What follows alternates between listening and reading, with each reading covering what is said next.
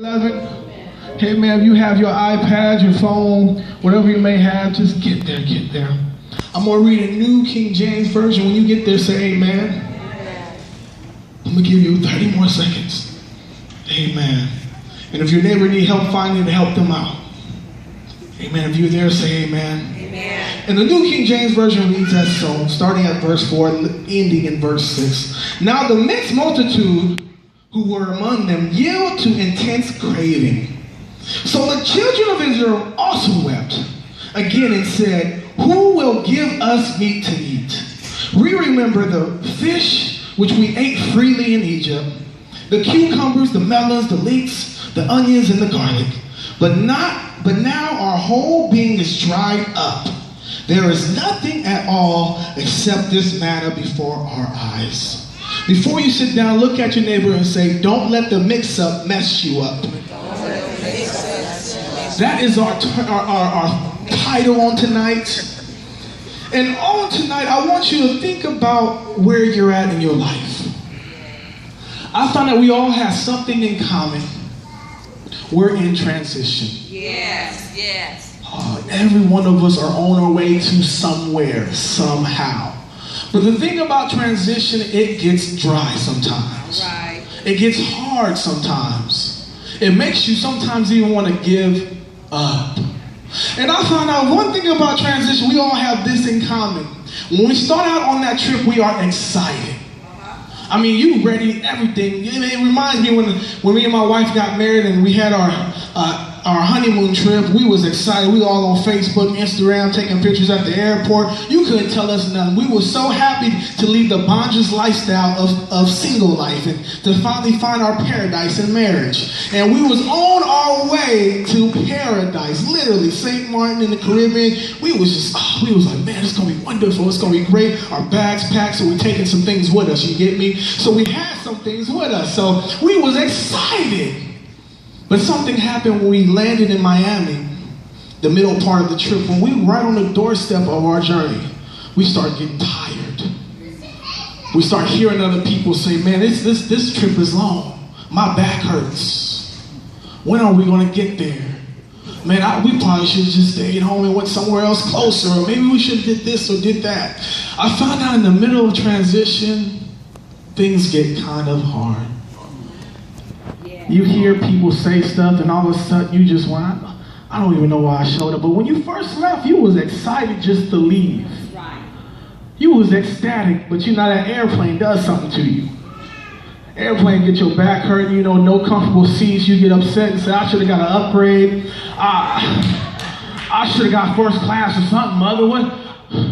I mean, I'm sitting in the back, this baby crying, and they just offered me a couple of peanuts. What is this peanuts to keep me and help me to last? That's it? And just a half of a soda? I can't get the whole can?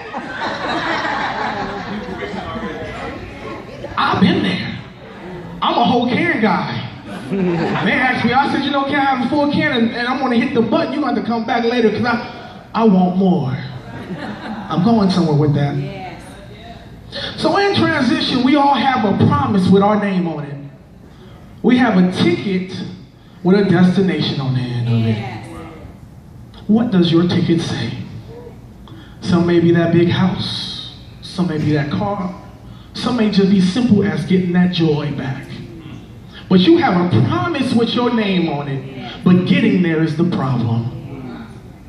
Everyone has a ticket, but are you going to redeem that ticket? In the background of these verses, I want to talk about Numbers for a second before we move any further. See, Numbers is actually, the first 10 chapters is based upon how the camping was going to be, how we were going to walk in and sleep, and the numbers of people that was there, the whole nine, and it was 12 tribes. And also in that mix, there was about 100,000 people of mixed multitude. In the Good News translation, if I can read it real quick, it says, there were some foreigners traveling with the Israelites. They had a strong craving for meat. And even the Israelites themselves began to complain. If only we could have some meat in Egypt. Skipping down, at the end they said, onions and all that good stuff. But they said, but now our strength is gone There is nothing at all to eat, nothing but this manna day after day. See, I found out transitions sometimes feel like a death valley for some people. You feel stuck in a rut and you don't know when you're getting out of it. Anybody been there? Amen. Like you've been sitting in the same place for years. You're saying, God, when am I going to get out of this rut? You promised me this house, you promised me this car, and I'm still sitting in this apartment. I still got this beat down Honda Civic 1988 that barely even start, that sometimes I need to jump. When are you going to do something? That's what transition happens. But I find out once God make a promise to you, he cannot break it. Amen. Amen. The only problem is we have a covenant that we like to break.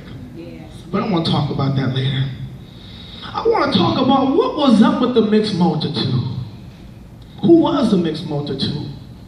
The Bible never actually says exactly who, but we can speculate it probably was some Egyptians, maybe that was slaves or maybe even half mixed, but they wasn't a part of any tribe.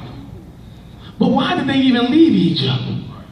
They left because they saw the Israelites getting blessed. That's right. They saw some things happening to the Israelites that they wanted to happen to them. I find out when you start getting blessed, people want to start running on next to you. Right, yeah. When all of a sudden you get a new car, everybody just want to hang out with you. Come on. I find out when God has his hand on you and you are anointed, all of a sudden you got a bunch of people in your business. All of a sudden old cousins and old friends you ain't talked to or heard from in years, all of a sudden give you a call and want to latch on and come around with you. They want to hop in the truck with you on your own ride. So they want to get blessed off of you. Yes. That's what the mixed multitude was. And I found out something about mixed multitude. They're not committed. Yes. They don't got no commitment to anybody or anything. They're just committed to themselves to get what they need when they need it. That means they're 1 foot in the church, 1 foot out of the church. That means they only hang out with you when they need something from you. That means they always got something to say but nothing good to say. I don't know about you. I don't need too many mixed multitude around me. But the problem is we don't know how to spot the mixed multitude out.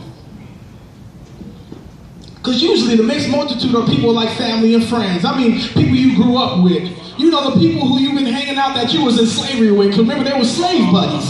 And when you're slave buddies, y'all may not be family, but y'all just like family. You know, the play cousins and people you hang out with for years. And they got something special in your heart. But all of a sudden, when you want to change and you get blessed, they just tag along with you, but ain't nothing changed about them. The only thing changed about them is a different t-shirt on, but they got the still same underwear on. Y'all don't hear me. They the same people, but they want to act like they might be a little bit different just to get on your coattail. See, they know where God wants to take you, and they know what God has for you, so they just want to get in where they fit in. And better yet, they probably don't even want to see you blessed no how. So it seems like they might be infiltrating your breakthrough. Oh, anybody know any infiltrators? The infiltrators are the ones who just don't want to really see you blessed, but they always got something to say about your blessing. I don't know about you. If you're not committed to ride with me 100%, you just can't roll with me. Oh, you may be my play cousin back in the day, but there's something about your lifestyle that I can't get with no more, because there's something you do. You smoke, you drink, you get high, you act funny, but sometimes you want to go to church with me on Easter. It's cool, but we can't continue to roll with each other. Even God himself knew that, because he said I wanted them on the outskirts of the camp. They couldn't even go inside the camp. God said, matter of fact, not to the third generation that they can camp within you. So that means God said, I want to wait these people out. And some of you don't want to wait them out and see if they really change just yet. You bring them into your house. You bring them into your life. You let them get to know your family. You let them get to know everything about you. Guess what? Everything they know, they'll use against you. They know your weakness, so guess what? Right when you're going through some things, they bring up your weakness. But they're supposed to be your buddies, your slave friends. They've been through the same things you went through. The difference is you've been delivered, they haven't been. What does that mean then? We don't agree, so the Bible said we can't really walk together. But the problem is we continue to try to have these people tag along with us just because they are old buddies. Mixed company don't mean you no good. Matter of fact, it means you nothing but harm. So I'm asking you people on today just to think about your company. Think about the people you keep people around you? Are they normally the first person to speak up and say something negative about your life? Are they the first, I like to say, to hate? I mean, a lot of mixed company is where your trouble actually starts. If you think about it, in the Old Testament, all through the Exodus and Numbers, you can kind of see that possibly it might have been the mixed company starting some trouble. Matter of fact, if you read in the verse 1 above that, it's quiet in here, it's okay. If you read in the first verse, it talked about how the outskirts was burned with fire. And you remember I said who was living in the outskirts? The mixed company. And the reason why it even happened, because they were complaining. So I had to think about something for a moment. I had to think, maybe the complaining started with the mixed company. Yes. Y'all don't get that. They ride in your car talking about how your car don't got AC. They go out to eat with you and you paying and they get mad because you tell them they order off the dollar menu. They get mad because it's been taking you 5 years to graduate at college and they ain't even in school.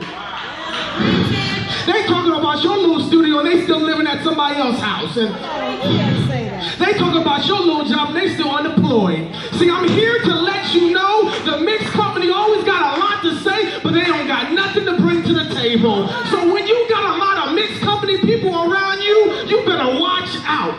Because you can't go as far as you want to go if you got people holding you back. They ain't nothing but dead weight. Oh, it's quiet, it's quiet. Dead weight holds you back from getting your breakthrough. And dead weight will prevent you from even flying sometimes. Dead weight won't even allow you to get on the boat sometimes. I don't know about you. The minute when I went on the plane, they said my thing was too heavy. I had to let some things go. So that when I had to do self-inventory and saying, are these people or all these things going to bring any worth to my trip? Yes. I don't know about you, something about mixed company. It seems like when you first got your thing, there was the best one on it. When you got your little Honda CRV, whatever, I don't know what you want to drive. Some old that don't have no AC, they was cool because they wanted to roll with you. They was good with your little studio because they wanted to come over. And they was cool with you going to school because they think you might get a little something. They was cool about their job because, oh man, that's cool. We can go out and you can help pay for some things. They was happy about it because they were benefiting from it. But as soon as you hit some hard times and as soon as they can't benefit no more, all of a sudden they want to turn coat on you. And all of a sudden they got the most to say about it. But 2 weeks ago you said my car is cool. And 2 weeks ago you said my apartment's kind of fresh. And all of a sudden it don't look as good as it was before because they can't benefit it off no more. Oh, stop letting people benefit off your breakthrough and stop letting people benefit off your blessing, because what is yours, what is theirs is theirs. I don't know about you, I ain't going to heaven as a couple. It's just me, myself, and God. So he's going to be talking to me. So when he bless me, it's about me and my family. Oh, y'all don't hear me. I'm talking about relatives, brothers and sisters in Christ. I ain't talking about no mixed company people just hang out because they want something from you. The problem is we keep hanging out with them because we got some type of love and respect for them. But they ain't saved no how. They don't got no commitment no how. They don't go out, they go out drinking but not around me. They go clubbing but not around me. They get high but not really too much around me. The problem is they're doing it and you're condoning it. Come on. You say, brother, how do I condone it? If you don't say nothing about it, you are condoning it. If you just are okay hanging out with them, you're condoning it. If you allow them to continue to do those things, you don't ever even try to stop and say something, you're condoning it. If you continue to hang out with them anyhow, guess what? You're condoning it. Sometimes some people, some friends ain't meant to make it on your red carpet. That means when you get on your red carpet and take your pictures and it's about time for Oscar time, some old girlfriends and some old boyfriends and some old friends and some old people got to go. Because they don't look good on the cameras anyway. So I don't know about you. You got to let those ugly people go. And I ain't talking about their face. I'm talking about their spirit. When they mix company, there's something ugly in them. They ain't committed to nothing, so they got an ugly spirit on them. They are liars and you don't even care about it. So if they lie to somebody else, they will lie to you. That's the truth. I'm in somebody's backyard, so y'all don't want to talk to me. It's all right. It's all right. I'm going to drink this water and pretend I didn't say that. That's none of my business. But I don't know about you. I'm here to talk to somebody that know a couple mixed company. Some people that are foreign travelers in your bus. Sometimes you got to pull off the bus and say, hey, man, you got to get out. I'm sorry. It's all right. I can give God praise in the house anyhow. It hurts. I know I had a best friend that was mixed company. And I had to let my best friend go. Yeah. I grew up with him. He didn't go nowhere in life. He smoked weed, he did the whole thing, drink, served, everything you can think of, pop pills, lied, fornicate, the whole nine. But he was like a brother to me. Yeah. It hurt me. I cried almost when I had to let him go. God says sometimes when you go up higher, some people ain't meant to go to the mountaintop with you. Right. When Moses went to the mountaintop, he had to leave Joshua at the bottom. He had to leave the people at the bottom. But Joshua was like his son, and Joshua rode everyone with him. But when I go see Jesus, you gotta go. It's about you when it comes to your salvation. It says, work out your own salvation in the Lord. So you're too busy trying to work out everybody else's salvation, and you losing yours. Something about the mixed company. See, if we go back to the verse at hand, the first verse at hand in chapter 11, verse 4, if you remember reading now, the mixed multitude who were among them yield to intense cravings. So that means to me that there was something already in them that was craving sinful lifestyle. So since it's in them, I found out something happens when something is in someone else and when it starts coming out. This happens. So the children of Israel also wept again and said, who will give us meat? They were influenced by the mixed company. Yeah. Some of you don't realize you're hanging out with people who are influencing you. You think you got it all together, you think you saved, but there's something about the people you hang out with that's influencing you and preventing you from moving forward. You may not be all the way drinking or getting high or doing whatever it may be, but you're doubting God. You say, how am I doubting God? Why am I not having faith in God? Because every time you're around somebody who's negative, guess what? They always got something negative to say. Yes. I think I might get this job. You ain't qualified. I think I'm going to go to college. You don't got the grades. I think the car, I might go out and get it. Your credit's bad. I'm about to try to buy a house. You don't got the money. Yes. This is a good job. I've been working. You ain't making no money there. You should quit. You work too long. Jesus. They start talking you out of your blessings. Right. They start influencing you and having you thinking, what is God doing in my life today? They start reminding you about the dreams you had. Remember you said you was going to be big and bad. Remember you said you about 30, you was going to have a big house and car. Remember you said you was going to get married and you had to have 3 kids. And remember you said all this stuff. What happened? They start reminding you about what God said he was going to do for you. And they don't remind you in a good way saying God's going to do it. They remind you in a way and say it's not going to happen. Right. And when that doubt starts happening, you know what happens to you? You get frustrated. And I found out what frustration even means. It means is to cause someone to feel angry, discouraged, or upset because of not being able to do something, to prevent efforts, plans, etc. from succeeding to keep someone from doing something. They're trying to stop you from getting blessed.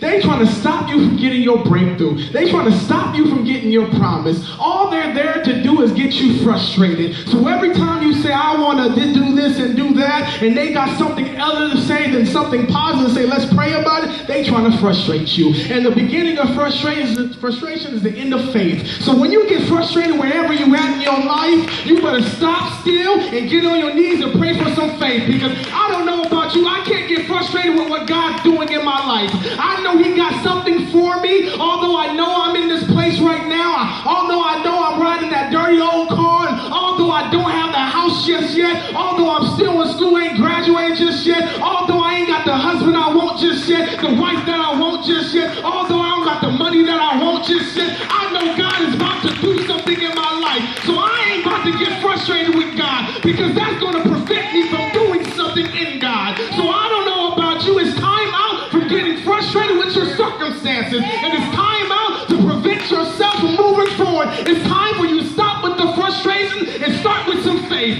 Y'all quiet in here. Some of y'all might be frustrated.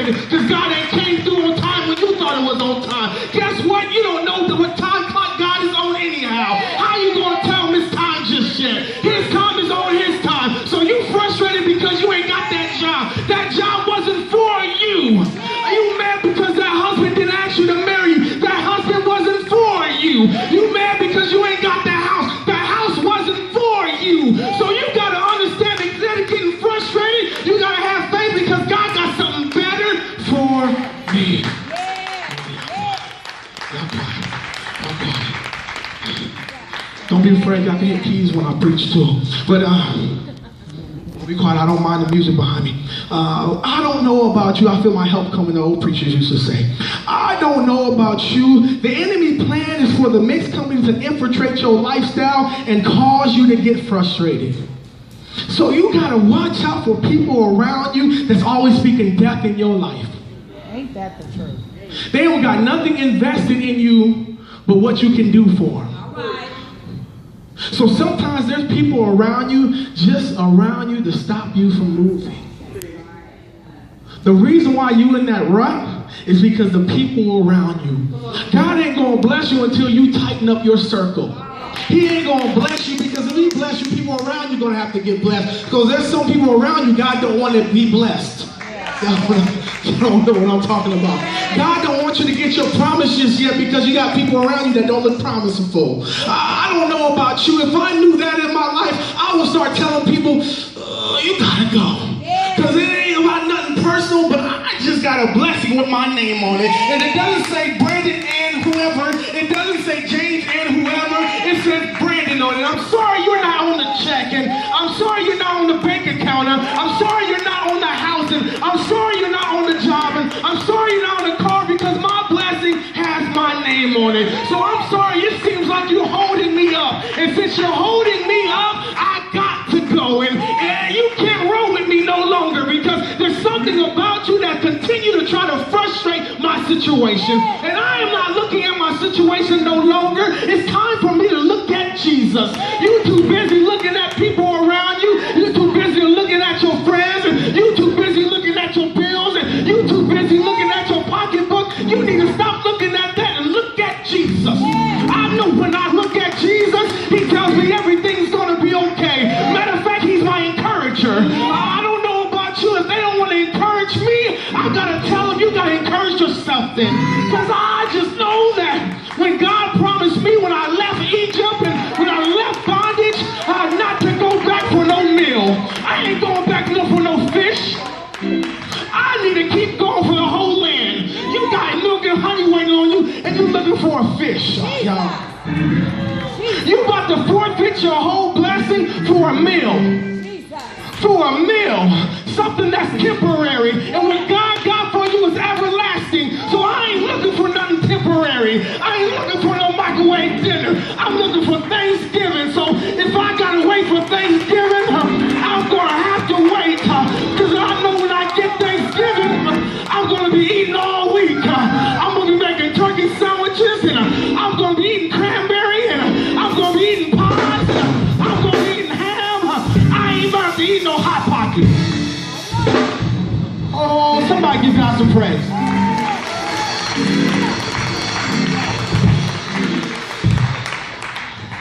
See, something happens when you get frustrated. In the definition, it said you get discouraged. Then I had the mind to look up the word discouraged. It said to make someone less determined and hopeful or confident. It said to make something less likely to happen. To try to make people not want to do something. Each and every one of us got that promise, but we got to do something to get there. Right, amen. We got to travel somewhere to get there. Yeah. And when you got some people around you that keep speaking negative about this stuff and keep saying you're not going to do it and it's not going to happen, no way, no how, you don't got the money, you don't got the credit, you don't got nothing, you don't got the family pedigree, how are you going to do it? They start discouraging you and it's least likely to happen. And all of a sudden, just like that generation that didn't believe the last two spies, guess what? They all died off because somebody discouraged them from getting their breakthrough and someone discouraged them from getting their promise. And since they got discouraged, they never got their promise. So I'm here to let you know if you're in the spirit of discouragement, you need to shake that thing off because discouragement ain't nothing but from the devil. He's trying to discourage you and say your God ain't great. And he's trying to discourage you and say your God don't care about you. And he's trying to discourage you and say Jesus ain't died for your sins. And he's trying to discourage you and say you ain't never going to have that house. And you ain't never going to have that car. And you ain't never going to be anything. You're going to be just like your daddy. And you're going to be a slave just like your mama. And you're going to be in slavery. You might as well go back. I'm here to let you know you better hold on and don't go back for no fish. And don't go back for no garlic. Don't go back for nothing. Like, oh, I don't know about you. Don't go back. Keep moving forward because God got something for you with your name on it. Discouragement only happens when you doubt God. And I ain't here to doubt God for nothing because if he woke me up this morning, I know he can do it. And if he did it back then and part the Red Sea, he sure can get me across the Jordan. I don't know about you. I'm going somewhere. I don't know about you. I got a ticket with a destination on it. I don't know about you. I'm on my way. And nothing's going to stop me. Something like Michael Jackson used to sing, ease on down the road. When it looks tough and the witch is chasing me, I see the yellow brick road and I start dancing and praising. Although it looks tough and although it looks hard, I'm about to praise and ease my way down this dry, dusty, good for nothing road. Look at your neighbor and say, ease on down the road. Oh, I got some scarecrows hanging with you. You better just stick with Toto. Y'all missed that maybe. See, you worrying about everybody else's problems. You need to be worried about getting home. I'm sorry, Lion, I can't get you no courage. You better get your courage in the Lord. But, I can't give you no wisdom. It only comes from the Lord. I can't give you no heart. Only Jesus can renew that. But for me, I'm going to the wizard. And that wizard is God. Y'all ain't with me. Y'all with me. Because some of y'all ain't been on that road, I guess, yet. Just yet. That discouragement road, when it gets dry and your bills is upside down and it seems like you're actually in hell. Nothing's going right and you feel like almost committing suicide and you feel like, God, what about me? And you don't know what to do and what to say. You can barely pray, let alone give out a praise. I don't know about you. I felt that before and I had to remind myself I serve a living God. The God that can call some things that are dead back to life. So although it looks dry, he can find me some water in the middle of the desert. All it takes is some faith. I don't know about you. If I found some sour water, I just gotta put Jesus in the mix. Put that cross and let yourself bear it. Jesus said, let everything go and follow me. Y'all think this road's supposed to be easy. Y'all think it's supposed to be a cakewalk. And you expect you're supposed to get your promise overnight. I'm here to let you know it's a process. And when you're going through the process, it makes you. That process makes you better, keeps you stronger. No pain. I'm on somebody. No growth in that. There's something called growing pains. Everybody want to grow, but nobody want any pain. It don't work that way. Everybody want to go on a trip, but nobody want to get on the plane. You can't make it to your destination unless you get on the plane. And half the time you gotta stop sometimes. Layover. So some of you are on a layover right now. And you don't think you're gonna get back on the plane. You think this is it. You almost halfway about to buy a ticket to go back to Egypt. I'm here to let you know the plane is just a little delay. It's getting cleaned up for you. It's getting ready for you. It's getting gassed up and it's getting the mix and everything together. It's getting you some peanuts and stuff. It's getting everything together. I'm cutting my cake before I blew out the candle. I'm sorry. I got some more. I got a couple more points. We're going to be going home, folks. One thing that happened also with them, their memory started to mess up.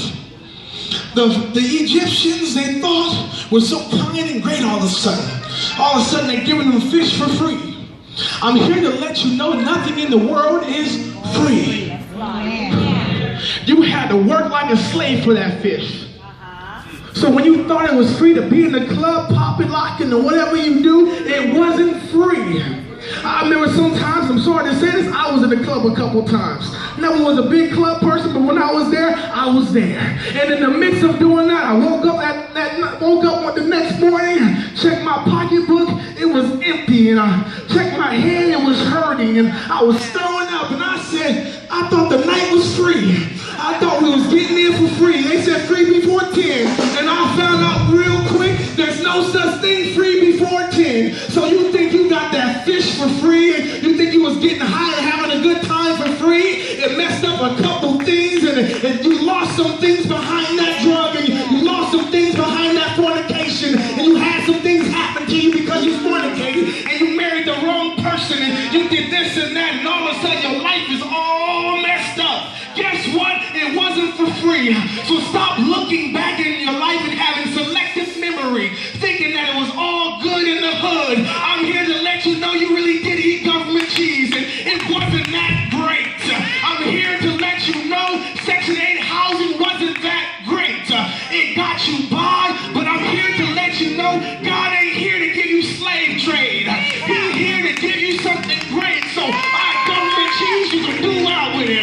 That Section 8 housing, you can throw away at it.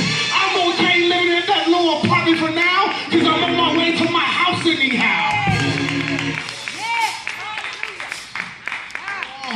Some of you got a blessing with your name on it. I can feel it. Don't worry, your hands is on the doorknob. Just like the Israelites, they were days away. Some say about 11 days. I might be less, I don't know. But they were right there, so close that they could send spies to the land. Some of you are that close, and you send the spies to check it out. You send the wrong people. You need to check out yourself for yourself. You need to drive by your house yourself. You need to talk about your job yourself. And you need to look at your school yourself. And you need to look at your house yourself. I don't know about you. I ain't sending nobody to do nothing for me. Because they probably haters anyways. They probably going to tell you the house was too small, too weird. The job ain't good enough. They probably going to tell you the car got bad tires, although it looks perfect. They ain't going to tell you all those things. They're going to say, it was too big of a payment for you to do. You probably should forget about it. They don't even tell you no details they forgot to leave out. That it drives like a pearl, like a cat, whatever you want to say about that car. It was that great, but they just want to tell you negative things about it. Yes. Stop listening to people around you about your blessing. Yes. Stop letting them talk you out of your blessing. Yes. It's yours. It's yours. God said it was yours from the get-go, so why are you going to try to talk yourself out of it? Y'all letting the mix-up of people really mess you up. And we're getting to the end right now. We're getting real close. I just want to let you know that manna that they complained about, that manna that they keep saying we're eating day after